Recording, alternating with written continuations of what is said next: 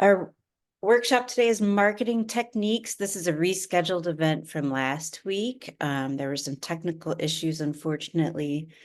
So we're going to start over, start fresh. This is Al Morrison. He's going to do the presentation today. You are able to write things in the Q&A.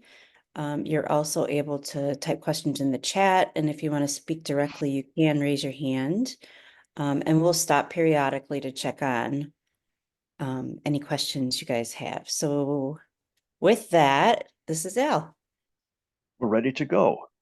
As Laura said, we work best when you ask questions as we go, because if it's on your mind, there's a good chance it's on the mind of somebody else.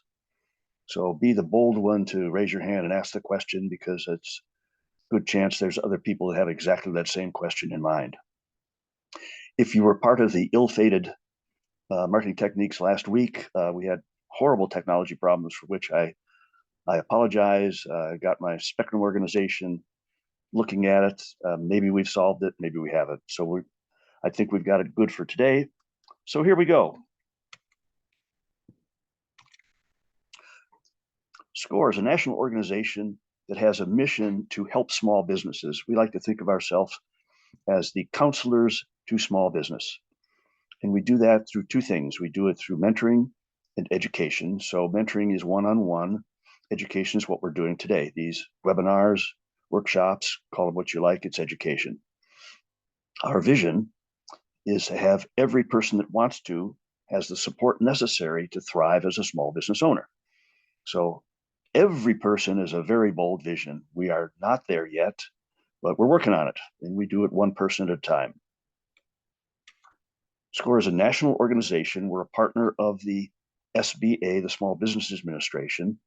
We have over 10,000 volunteers like myself that are unpaid. We do this because it's our chance to volunteer, spread over 200 chapters, again, across the US. We are only in the US. Locally, I work out of the Akron chapter, and we serve the 5-county area of Mahoning, Summit, Wayne, Portage, and Medina counties. And we have experienced people that have been there, done that. Since we started, SCORE started in 1964, the Akron chapter started in 1965. We helped over 50,000 clients in various stages of the business. And I will tell you, we will work with you from the time the idea is a twinkle in your eye until the time you're making so much money you don't need us anymore, or anywhere in between. And I've been asked the question, when's the best time to contact SCORE? And I say sooner is rather much better than later. So as soon as you think you might want to have an advisor, a mentor, a counselor, a consultant, whatever term you like best, contact SCORE. At the end of this presentation is the contact information, and you'll get a copy of this presentation sometime later today with lists of other webinars you might be interested in. Over on the left-hand side internationally, it says surveys show SCORE clients have improved chance of success. I've been with Akron SCORE for 12 years, and to the best of my knowledge, we have not lost a client. We have not lost a business. That's because business isn't that hard. The actual business side of things isn't that hard. One of my favorite analogies is you think about the wagon trains that were in the east heading for the west, and they're all going to California. And as you remember from your American history, some made it to California, some did not. We're not quite sure what happened to the ones that didn't make it to California, but my research says that every wagon train that headed for California and got to California had a guide. That ought to tell you something about the value of a guide, especially if you're going through uncharted territory like starting a business. The other thing you might consider is this year is going to be the Summer Olympics. And here are athletes at the top of their game. These are the best athletes in the world this summer coming together to compete. Every single one of them has a coach. Every single one. What can we learn from these top athletes about having a coach to make you even better than you thought you could be? And that's what we do at SCORE. We will coach you, help you, push you, guide you, try to make you the best you can be in business. So as we begin our marketing webinar this morning, the difference between marketing and sales is that sales is you bringing the idea or the product to the customer, whereas marketing brings those customers to you. So if a customer walks in your front door, that's because you did marketing. If you convince them to buy your product, that's selling. Some products and services are not sold. You can't sell them. People want to buy them.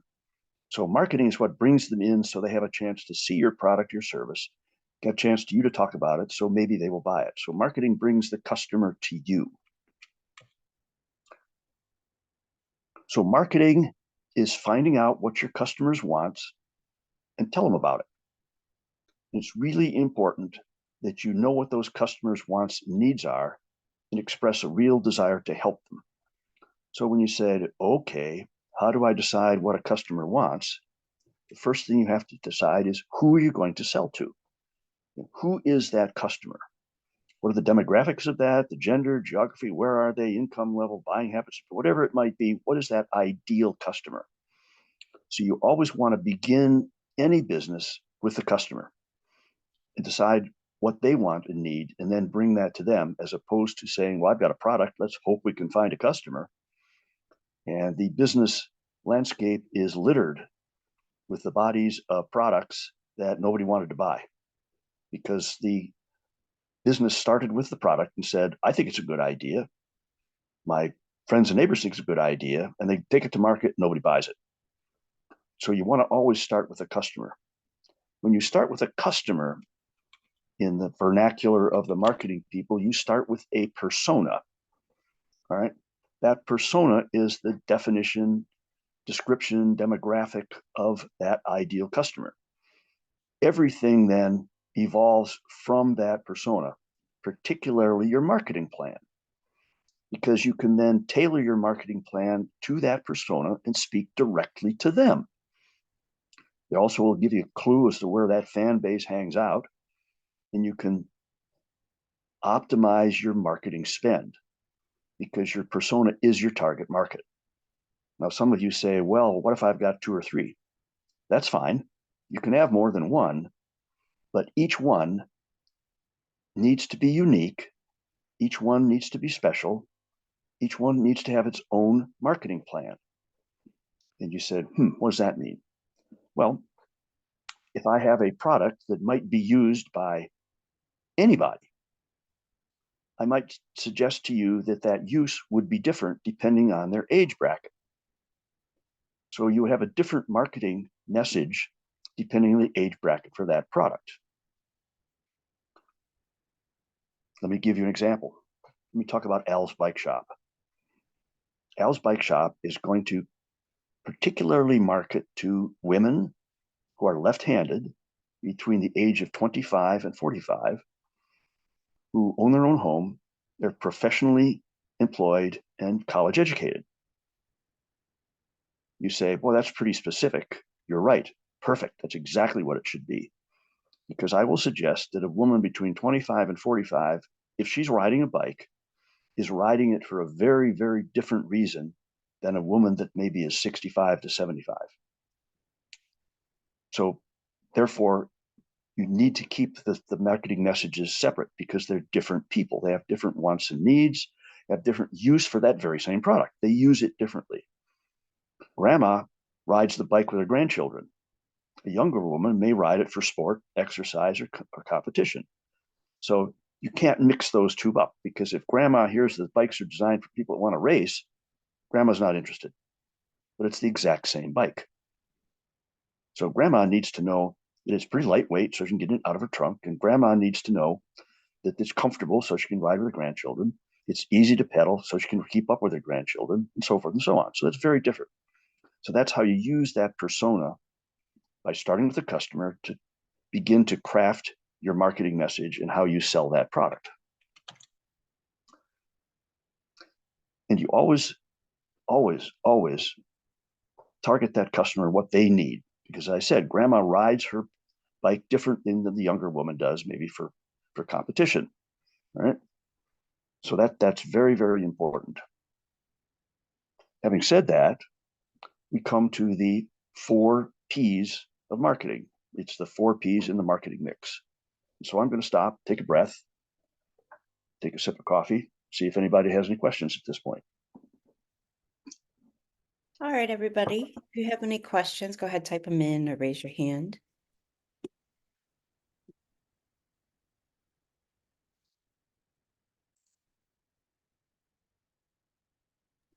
Looks like so far no questions, Al. Okay, then we will continue on.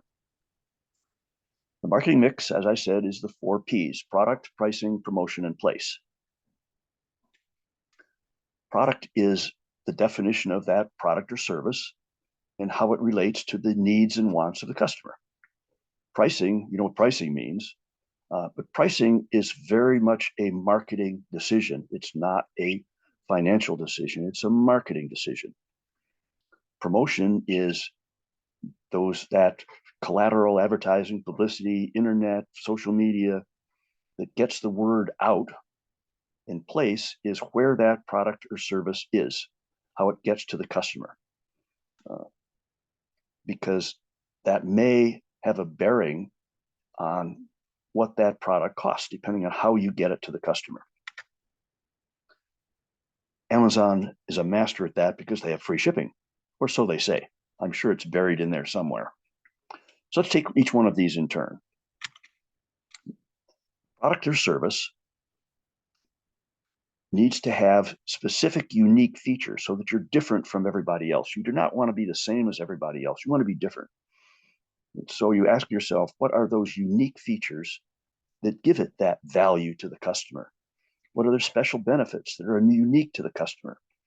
Al's Bike Shop, a special benefit is the left-handed design of the bike. Anybody that's ridden a bike with handbrakes is well aware that the right-hand brake controls the rear brake and the left-hand brake handle controls the front wheel. That's specifically designed that way because in a panic stop, you're going to clamp down with both hands as hard as you can. Because most people are right-handed, that means the rear wheel is going to stop first, and the front wheel less so because the left hand is weaker. So that's a very unique thing to left-handed bicycle riders. And boy, I'll tell you, Al's Bike Shop is going to hype that up big time.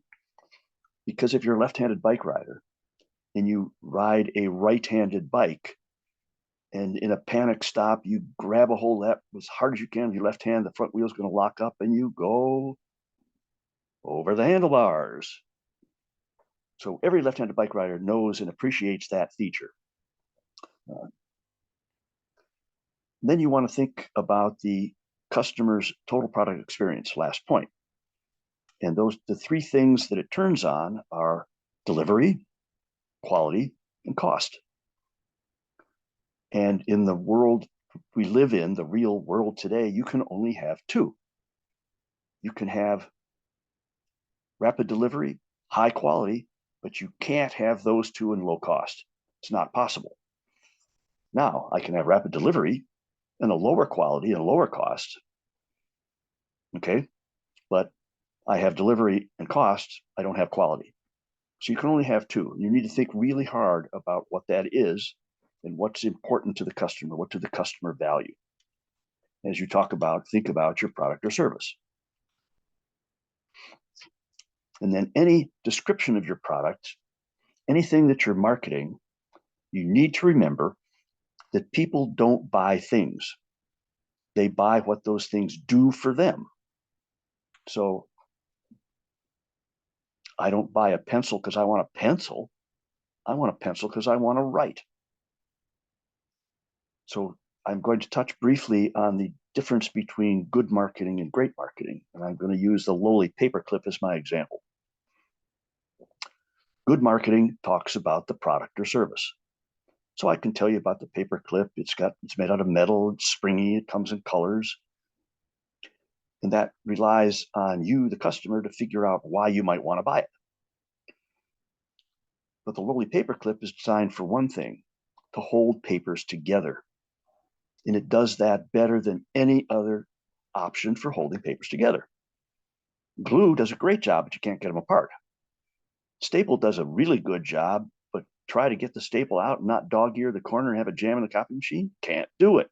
So the paper clip allows you to put papers in, take them out, put them back together as often as you want and not dog ear the edge. So that's the unique feature of the paper clip, because people buy the paper clip because they want to put papers together and take them apart. If they want them permanent, they'll glue them or staple them. So the marketing message talks about the benefit to the customer. And this is true of everything. Nobody buys the thing because they want the thing. They want what that thing is going to do for them. And understanding that customer persona helps you understand what they want that product to do for them. If I want basic transportation and all I want is to get from point A to point B, and maybe park my car at the bus stop, I want cheap. So I'm going to buy me a used car. If I want to pull up in front of the country club and have everybody say, whoa, look at that. Here comes Al in his new Mercedes Benz. Whoa. Then Al buys that Mercedes Benz, not for basic transportation at all. He buys it for what the country club crowd is going to say to him when he pulls up the driveway. So it's the same product pretty much, but why someone buys one versus the other is very important to that marketing message. The same is true of Al's Bike Shop.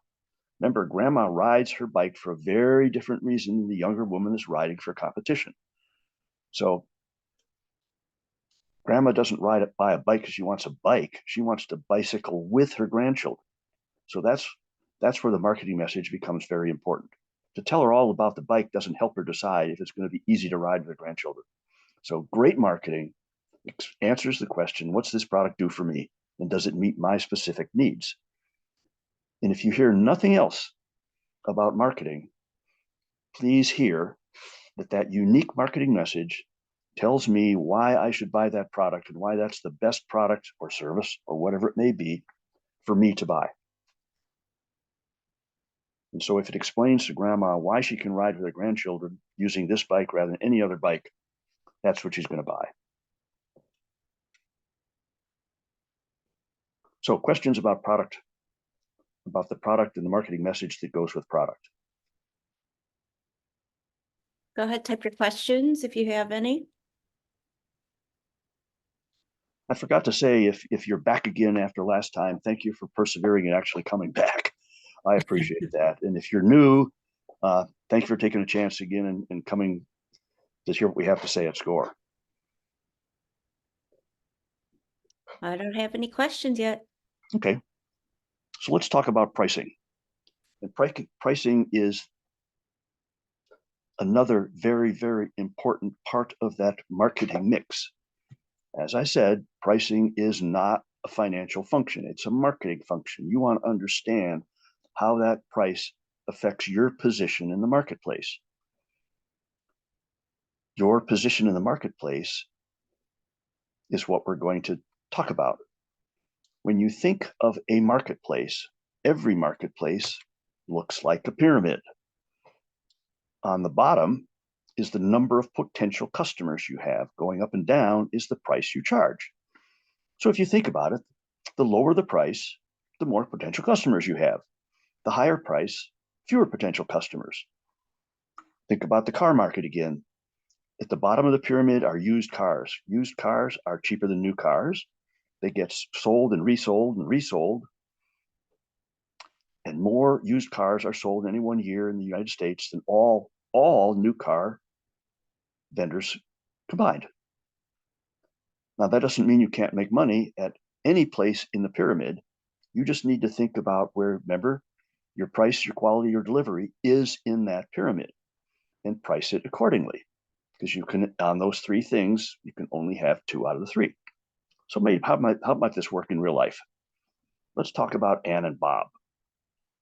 Ann and Bob are twins. Ann was born a couple of minutes before Bob, so she's got one business model, and Bob has a very, very, very different business model. Ann's business model is Ann's concierge lawn care service.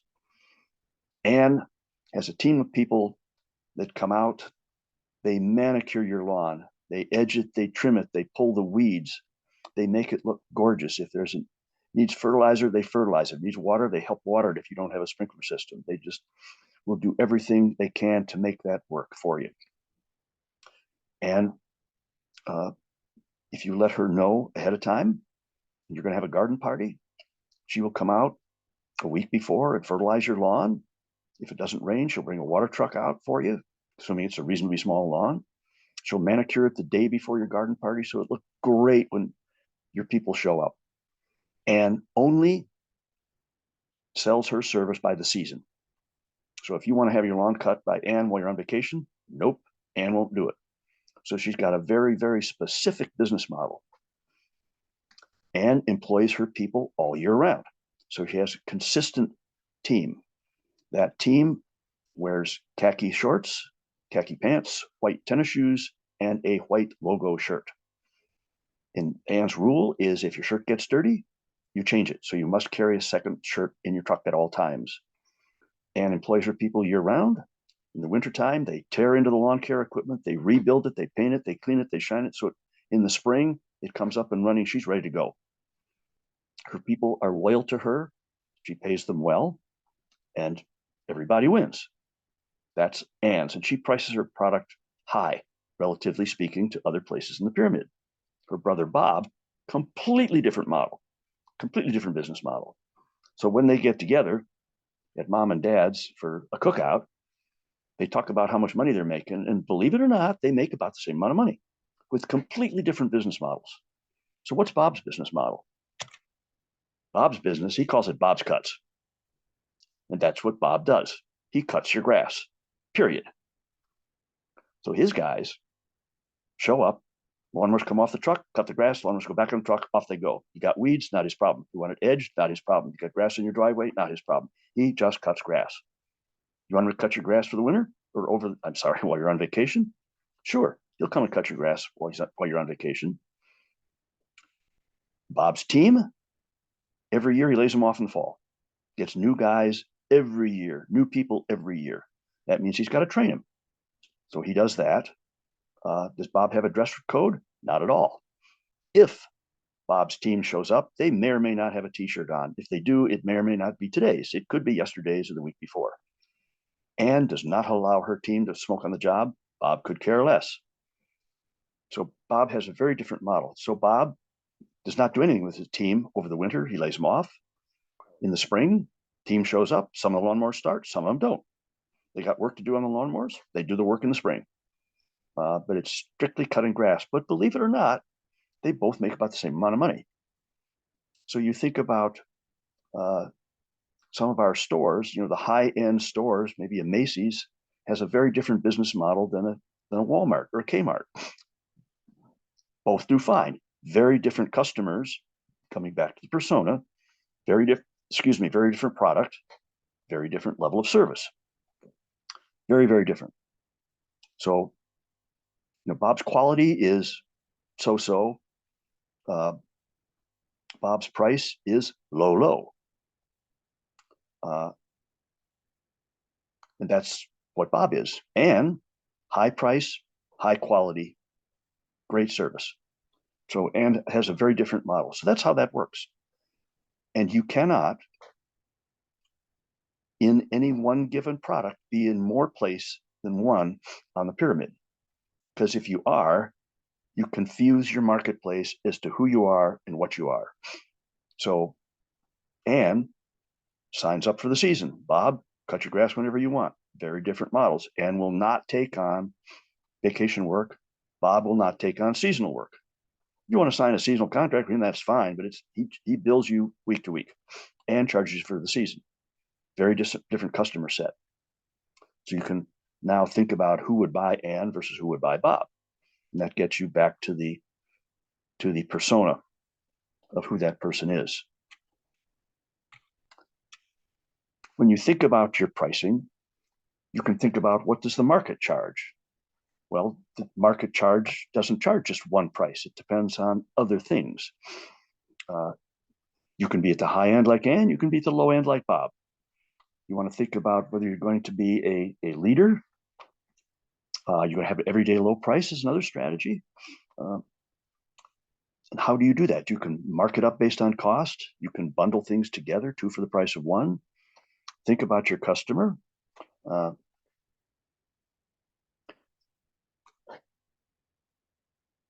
at this point, I'm going to take kind of a side road and talk about discounting because I am philosophically against discounting. I think it's a bad marketing strategy because what you're doing is teaching your customer that they don't have to pay full price. That's dangerous to teach your customer they don't have to pay full price because they won't. And the new car market is classic for having taught people they don't have to pay sticker price for a new car. Nobody pays sticker price for a new car. We all go and haggle. Some people love to haggle. Some people hate haggling. So you've taken what should be a fun experience. You're forcing me to haggle when I hate it. So I hate buying that new car. I hate going into the dealership. What kind of a marketing strategy is that? So I'm very much against discounting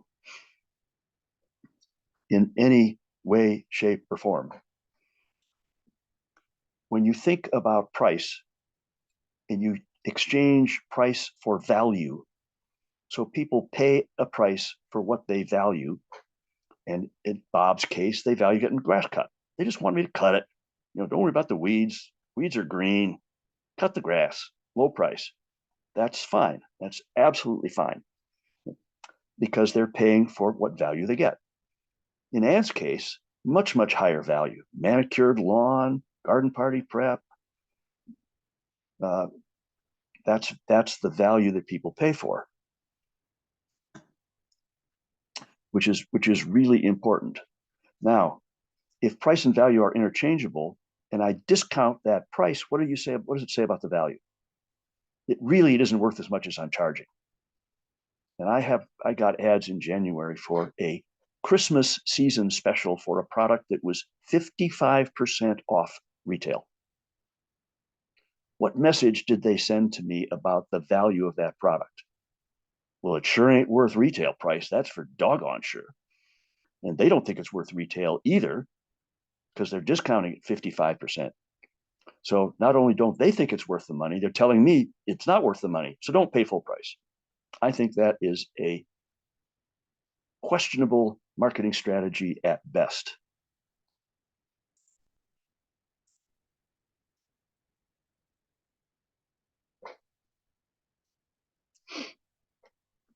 Question about special discounts. If you have a special reason for a discount and you cite senior discounts or military first responder discounts, you can do that. That is a good discounting strategy because it says for certain people, not everybody, and it's the everybody discount that gets you in trouble. You're giving them a special discount. I would caution you that that's not very much because you don't want to tell the marketplace that it's not really worth 100%. So you're giving up some of your profits, not all of it, but some of it for a special person. And that's okay. All right. But there has to be a very, very significant reason. Another way to think about that, though, instead of giving a discount, is there something you could do that would give that first responder more value? So if they're buying it a package of 5, could you package it 6? So again, the package of 5 is the price it is, but for military or seniors, they get 6 in the package instead of 5. So you're not discounting. So think about freebies as a way of giving that special person, quote, a discount, but not really. So you keep the value of your product at the same level all the time. Thank you for the question.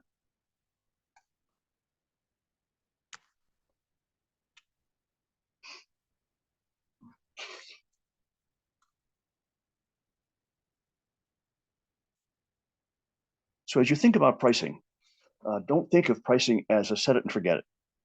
So I open up my business, I set my price, and that's the price for the rest of my life. That initial price needs to think about the cost of material, the service, the shipping, your profit, and it has to be competitive with that comparable value. It's got to be with comparable value. Then you want to watch customer demand and say, should I change my price up or down based on what's going on? What's my competition doing? Have I changed my value to the customer? And I would always suggest that you find a way to reduce costs before you increase prices. As you think about the psychology of pricing, it's always easy to lower prices. You can always lower your price. People love that. They think you're getting the deal. But raising your price, much, much harder. So in your strategic thinking, strategic marketing thinking about pricing, do not set it too low, set it high. Again, you can always come down a little bit at a time, a little bit at a time. If you start too low, you may create a price war. So gas is right now, gas is what, 3.10, 3.15, something like that a gallon. If I come out with $2 a gallon, everybody's going to react. And I've really just made that marketplace, it's a crazy place to be. I will tell you that any new business I have worked for, and I've been doing this for 12 years, has never, ever priced it, their initial offering too high. They've always priced it too low. One of my favorite examples is I had an artist who made one-of-a-kind artifacts. They're collector's items. They're absolutely beautiful collector's items. Things you'd want to have on your knick-knack shelf, on your credentials, your desk at work. They're just cool little art objects. And she's an artist, and that's what her skill is. And so she's selling these items for about $200 a piece. And when she came to score, oh yes, one of the facts you need to know, that she makes a batch of 25-ish, and will put that out on the marketplace on her website, and they will sell out in under 2 hours. Bang, gone. That ought to tell you something about her $200 price. But she came to SCORE and said, my problem is that I put these on my website and they sell out, bang, in 2 hours. And then over the next couple of weeks, I find them being resold on eBay for anywhere between $1,000 and $1,200. So you say to yourself, what's going on here in the market? Well, clearly some people are buying them up, snapping them up, reselling them for $1,000 and making the money at her expense. She, the artist. What should I do? She asks. SCORE said, raise your price to $1,000. And she said, oh my goodness, won't that make these people that are buying them mad? Perfect. But you sell it to the people that are willing to pay $1,000. They're willing to wait a little longer, sell them one at a time, not in batches, and sell them for $1,000. She did that, is happy as a clam. So pricing too low has consequences. You may have more volume, but not necessarily the kind of volume you want. Al, we have a raised hand. Do you want to pause for a second? Sure, I'd be happy to pause. All right, Serena, I am going to unmute you. So if you unmute yourself now, you'll be able to talk.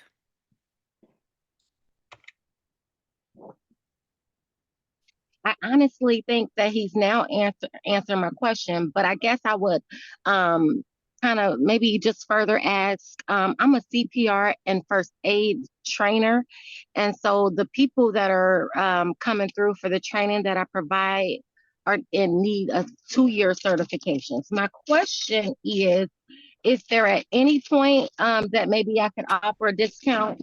I tend to do that around the holidays, but it sounds like you're saying that's not necessarily the best thing to do.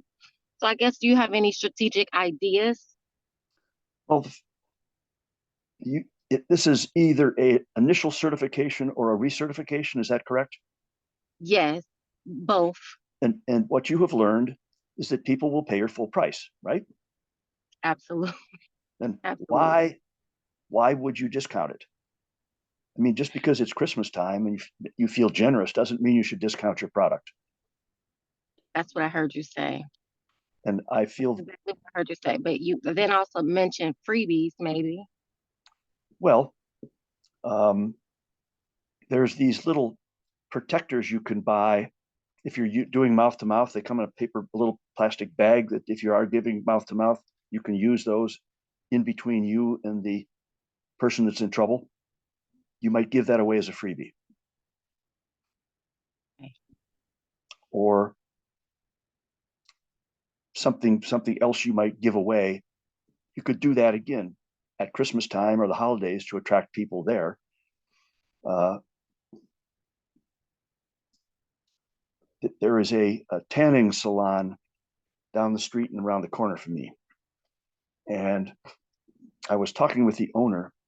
The only time they get new customers is when they offer a discount. And my question to them is, are these new customers that you sell at a discount, are they repeat customers? His answer is no. So there's a whole bunch of people that only come when you're going to take a hit on your profit. So you're not going to make as much money on them. Why would you do that? That's just my point of view. That makes a lot of sense. My last question would be for your loyal customers.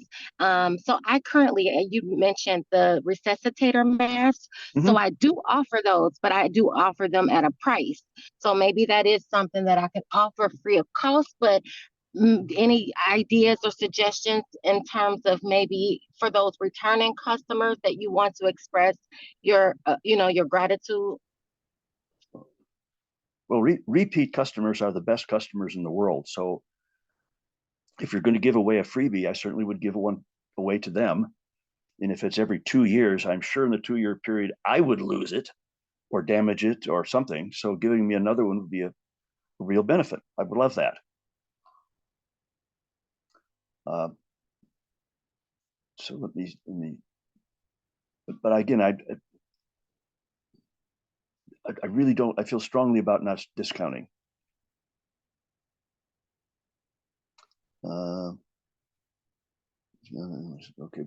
Oh, question. Would you discount if you have idle resources? So I've got people sitting around. So I'm Bob, for example, and I've got some spare guys sitting around uh, with lawnmowers and nothing to do. Should I have a special sale on lawn cutting and discount it? I would suggest no, because now I've been a loyal customer of Bob's for 2 years. And all of a sudden I find out that my neighbor down the street got it for 20% off. Wait a minute. What about me? What kind of a deal is that? So now I'm saying, hey, Bob, how come you gave my neighbor a 20% discount? Bob's answer is, oh, because I have people sitting around. And I said, well, I can help you have more people sitting around if that's what you need. So I think that, again, is not the best strategy. Now, we're talking strategy, which is different than tactics, but strategy, when you think about it at the strategic level, discounting sends the wrong message to your customers.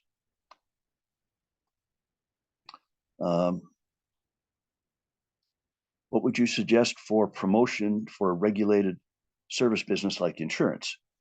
Again, because it's regulated, you don't have as much to say about the pricing because that's controlled by somebody else. But you can do things for your customers that other insurance carriers, agents won't do.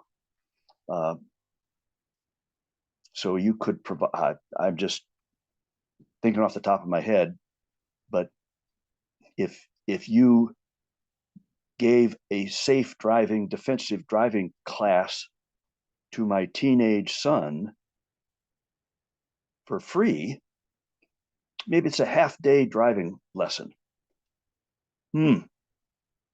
I've got 3 kids. This is the first one. I got 2 more coming up. Where do you think I'm going to buy my insurance from? So I would suggest, again, discounting is not the way to go, but giving something away to add more value. So I get more value for the same price as opposed to the same value for a lesser price. They're very different messages to the marketplace, very different. And because we're talking strategic here, it's what that marketplace thinks of you is critical.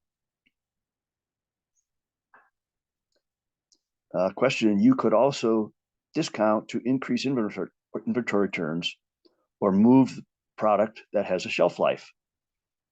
Yes, you can do that, but what you're telling your customers is under certain circumstances, they can get a discount. So you will have people that will wait for that discount. They won't buy from you unless they get the discount. If you've got a shelf life problem, I would suggest the problem you're facing is not one of getting rid of it, it's having bought too much in the first place. So with shelf life products, I always recommend that people attempt to sell out or come pretty close to selling out before they order more. And the sales rep for the company is always encouraging you to buy more because that's a good deal for them. But with a shelf life, that's not necessarily a good deal for you. And if you look at stores that sell Christmas stuff, there's always an after Christmas sale. So essentially they give away the stuff they couldn't sell. Well, the first message to the marketplace is, so here's a bunch of stuff that nobody else wanted to pay full price for. Why do I want it if nobody else wanted it? So yeah, ask yourself these questions. And clearly, as a business owner, you got to do what you think is right for your situation and your business. I'm here to make recommendations and suggest the consequences of doing that. The consequence of anything that looks like a price reduction says, I don't value that as much as I should, or you should. And for some reason, I'm giving it away for less than I want to.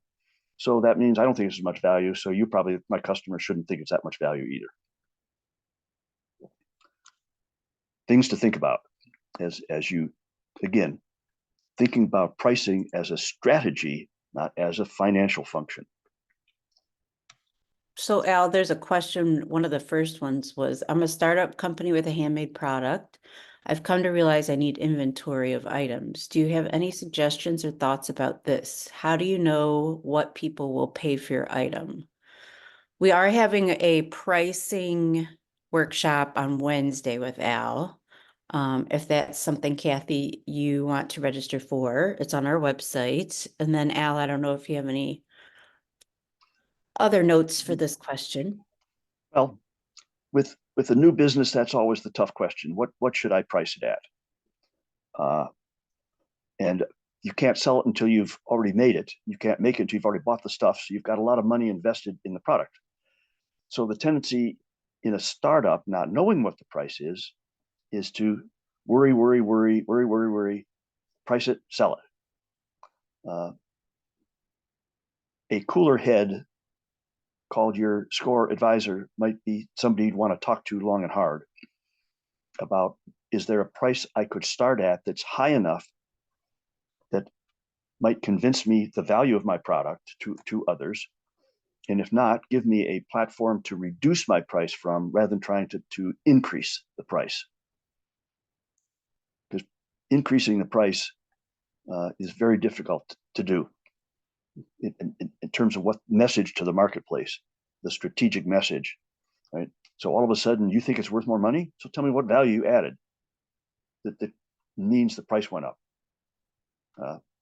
And everybody says, well, my raw material costs more. I'm buying that, but not up to a point. All right.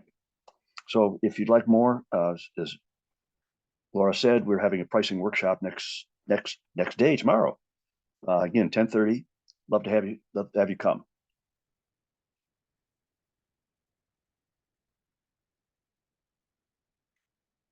This says a friend's family celebrates, it took me a while to catch this, Cleaster. In other words, clearance at Easter, because it's cheaper to get the candy and toys after Easter is over. They do the same thing at Halloween. because the stores panic because they've got all this candy before Halloween. Oh my gosh, I gotta get rid of it. Same before Valentine's Day. Oh my gosh, I gotta get rid of it. Same with Easter. Oh my goodness, I gotta get rid of it. So the question is, isn't that where market research comes in? I would much rather see you buy too little, for example, and sell out. In a perfect world, if that were Easter candy, it sells out. You sell your last one Saturday afternoon before Easter. Anything that's left over Easter morning is a problem. So, what message do you send to the marketplace? Gee whiz, I ran out. Sorry, you missed out. Come back next year. Everybody really valued that product at full price. That's why I sold out. Or you want to say, geez, I bought too much and I'm now discounting it. I'm giving it away after Easter because I don't want it on my shelf. So I don't think it's that valuable. So I'm going to resell. I'm just going to give it away. Again, a decision that you as a business person have to make. All right. Let's move to promotion. Promotion is how you get that marketing message out to your customer. Right? And again, that message needs to talk about what that does for the customer. It meets their needs because nobody buys a thing because they want a thing. It meets their needs for quality, price, availability, dependability, service, reliability. In case of grandma's bike, lightweight, it needs to get that message out. And it identifies, once again, the features and benefits and answers the so what question. What does that mean to me? Well, grandma, the bike's lightweight. What that means to you is you can get in and out of the trunk or the back seat of your, or whatever you're carting it around in, because it's lightweight. And then you need to be consistent. So wherever you put that marketing message, whether it's social media, website, print material, handouts, brochures, business cards, it needs to be consistent. Because if it's not, I look at your website and it says one thing. I look at your brochure, it says something different. I don't know who you are. I don't know what your product or service is. So consistency in your marketing message is critical. And in today's world, there's lots and lots and lots of places to go for this. So here's a whole list of them. Picking the one that's right for you, that's right for your budget, that's right for your product or service, and it's right for your customer base. If I'm selling to grandma, a good place to advertise might be the AARP, American Association of Retired People. It might be a great place to advertise. So again, think about that. Think about who your persona is, because again, your persona, who that person is, should drive where and how you market it, as well as your marketing message. You always want to have a professional image. You got to know your budget. Please don't use stuff you borrowed from the internet, because unless it's listed as free, you may be having a copyright or license infringement. So don't do that. I've seen people in college kids borrow stuff off the internet, put it into their term paper like it's their own. And most of the colleges I've been associated with have a "you do that, you're gone" policy that they instruct their students about. So in the same way, don't borrow stuff that doesn't belong to you or isn't as listed as free. So if you look at this, there's an example of consistency across all kinds of print media. If you're going to publish something as a new business, great idea, have a news release. I've just come to town. And the papers are always looking for news releases. So that's another way to get your message out. Social media, we have a whole 6-session series on social media. So I would encourage you to attend those. It's with a well-established organization. The woman that does it is Glitter Girl. She does a fantastic job. And oh, by the way, SCORE also uses her as our social media person. So she'll do a webinar on that. I'm not exactly sure when, but we do run the whole series twice a year. So then we talk about place last, and how do you get the product into the hands of your customer? And more people are expecting it to show up on their doorstep. That Amazon to thank for that. And the brick and mortar retailers again are having more and more difficulty with that brick and mortar store. I just noticed that Bed Bath & Beyond, my local BB&B, Bed Bath & Beyond, closed its doors. So again, you really want to think hard about how you're going to get your product or service to the customer in today's ever-changing electronic marketplace. And last but not least, customers, because we started with the customer and the persona. We're going to end on the customer because customers are your most important asset. Without customers, you got nothing. Not all customers are equal. Repeat customers are solid gold. When they come back to you and buy again, you didn't spend a dime to get them to come in to market. They're gold. Customers that are referred to you from somebody else. George told me that you sell really good bikes, Al. Those are silver. They've already come into my bike shop. They already have been told I'm a great place to buy a bike. That customer is mine to lose. Walk-in customers, not quite as good, or call in on the phone customers, not quite as good, but they came to you. So you've got a chance to, again, talk about your product or service so that they want to buy it. And if you have a phone-in customer that calls in and the first question is, how much is your whatever? Not so much. You know exactly what they're doing. They're price shopping you. Right? So that's not necessarily your best customer. Some customers are easy to deal with. Some customers are hard to deal with. Decision time. Do you want to have a hard to deal with customer that wants a low price? Decision to make. You can make that. It's yours to make. I respect that right. Your score advisor will help you do whatever you think is right because it's your business.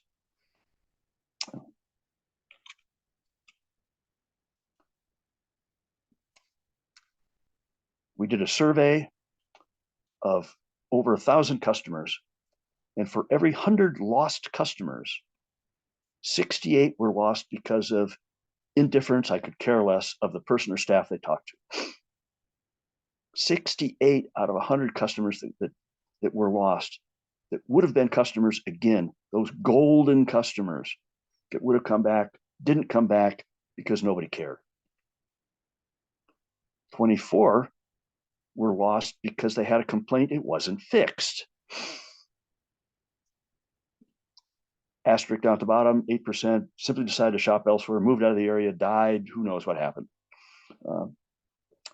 In short, 92% of customers that have a problem are salvageable. You can save them.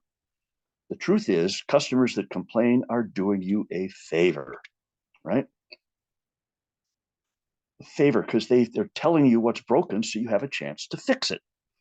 You have a chance to fix it not only with the customer that complains, but the future customers that come in next, right?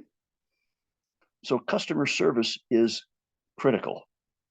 That customer experience is critical to the buying experience. And we have a whole, again, another webinar on the customer buying experience and why that's so important.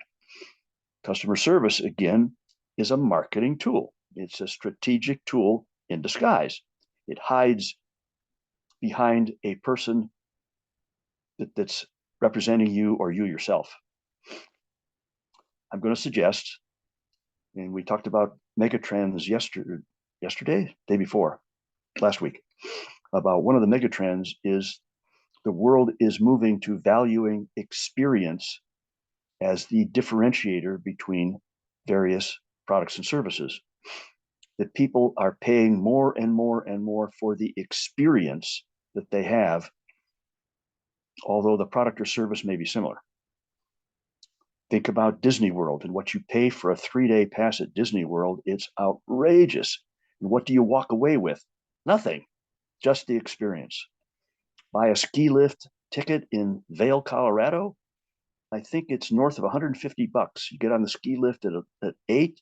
You take a break for lunch. You have a chance to break your leg in the afternoon, and you're off by 4 o'clock. And you take nothing with you. Well, maybe the broken leg, but you take nothing other than the experience with you. So people are paying more and more for that experience. If you go to restaurant A that has good food, but the service is outstanding, you go to restaurant number 2, the food is great and the service is horrible. The people treat you nasty, it's slow, but the food's good. Where are you going to go back to? I can't speak for you, but I'm going back where the food is good and I have a great experience, because I'm not going to pay good money for a lousy experience. I'm just not. So you build that competitive advantage through customer service. That's where repeat customers come from.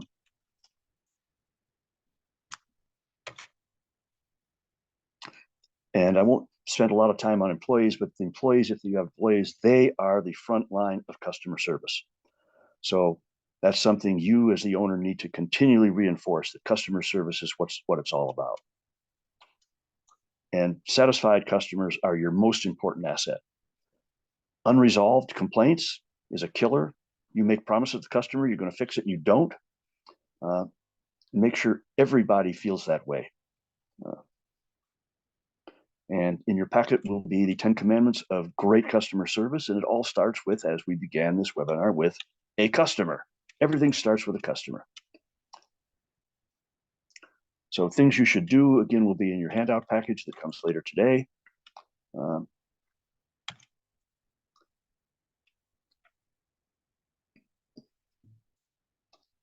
so if you think about today, in the marketplace today, there is more competition for everything in every way, in different shapes and forms and sizes electronically, than ever before in the history of the world.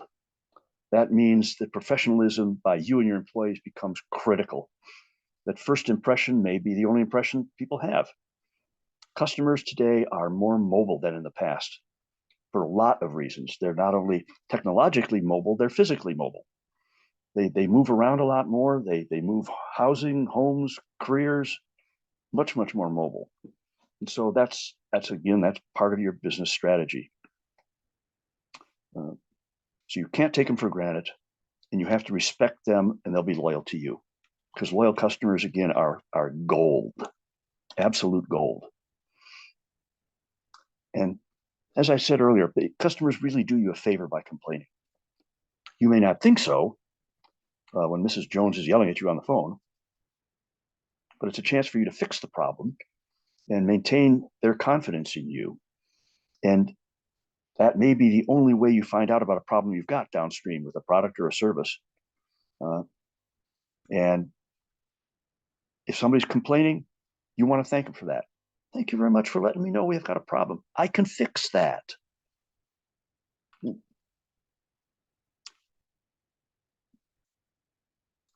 And so, as I round third heading home here, good customer relations and service are excellent marketing. It's part of your strategy. Keep that communication line open. And just, it's easy to forget it. It's easy to let that slip as business gets better. Easy to let customer service slip, and that's always a mistake. So make one appointment with one of our friendly and knowledgeable counselors. When you refer others to SCORE. Keep SCORE in mind if you're thinking of starting a business, and come to us sooner rather than later. There is our contact information. Now I will open up for any other questions for as long as people want to. Okay, everybody. We have time for some questions. Go ahead and type them in or raise your hand. The questions about customer surveys, there's lots and lots of ways to do customer surveys. If they have their email address, you can do that. I don't think that's a great way because we get so many emails, but I get them all the time. And I try to fill out the customer survey. I try to be honest. If you have a product that they're going to take home with them, something you might think about would be a postcard in there, self-addressed stamp postcard that they could fill out when they get home about your product or service, and then just dump it in the mailbox. If you've got a lot of money, you can pay for professional market research to call past customers up and ask about that. Or other professional market research companies can do that. If you're thinking about any kind of customer research, I would very much suggest that you get a SCORE advisor to talk about that survey, who your customers are, what are you trying to learn from your customers, and actually use that survey as a marketing tool. How does that work? We care so much about you as a customer, we are actually asking your opinion. I like that. You think I'm pretty important. I'm so important you sent me a survey. I like that. I'm an important person. So that's another thing to think about is your marketing. Marketing isn't just that ad you put in the magazine. It's a whole bunch of things.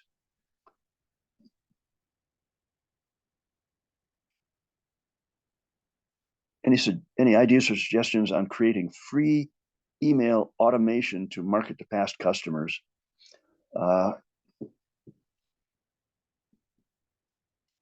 You can do that. People do that. That really annoys me.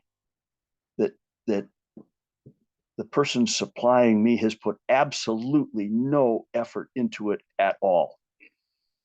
So I get these robotic phone calls and I pick up the phone and answer it, and it's a robot on the other end. So the person marketing to me has put no effort into me. So they've wasted my time. They're taking up my minutes. There's not even a person on the other end. It's a stupid robot. That really makes me mad. And even if I wanted that product or service, I would not buy it from them just because that annoys me. That's my opinion. Okay? Did I suggest calling people personally? I did. That's hard work. Not everybody likes to do it. But when you engage your customer in a personal conversation where you're investing in them, they think about you differently. They think about you in a favorable light. You are so important that I wanted to call you personally to tell you I appreciate you as a customer and ask your input, opinion on how we're doing. Think about the power that has. Comment, I'm so glad I joined today. You're welcome. I'm glad you did too. So when you think about all of the different things we've talked about today, and they all fly under the banner of marketing, there's so many ways that you can have your customer love you. And remember, marketing is what brings them to you and back to you, not the other way around. There's so many tools you have in your toolkit to market that I'd like to see you find one of our very capable SCORE mentor volunteers. Oh, and last but not least, if you get a SCORE mentor, SCORE volunteer, the service is free of charge and totally confidential between you and your advisor. Totally confidential. So you can talk about money, pricing, whatever you want to talk about, and they will keep it strictly confidential between you and them. That's part of our code of ethics, and we must re-sign that code of ethics every year.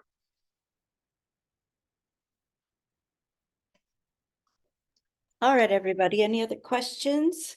Thank you so much for attending. I appreciate the questions we got. Eden, you're welcome. The seminar is officially over. And if somebody has another question this minute or two, I will stick around to answer that question, to make sure that we answered questions. Check our website, akron.score.org, for other webinars. Check our national website, score.org, for our library of nationally available webinars. So Yes, Serena, the video will be emailed, and then it's eventually posted on the website. So after this, you'll get later today, you'll get an email with the slides as well as the video to rewatch. and remember, one of our first slides says that our vision is that every business has the resources they need to be successful. Education is one of them.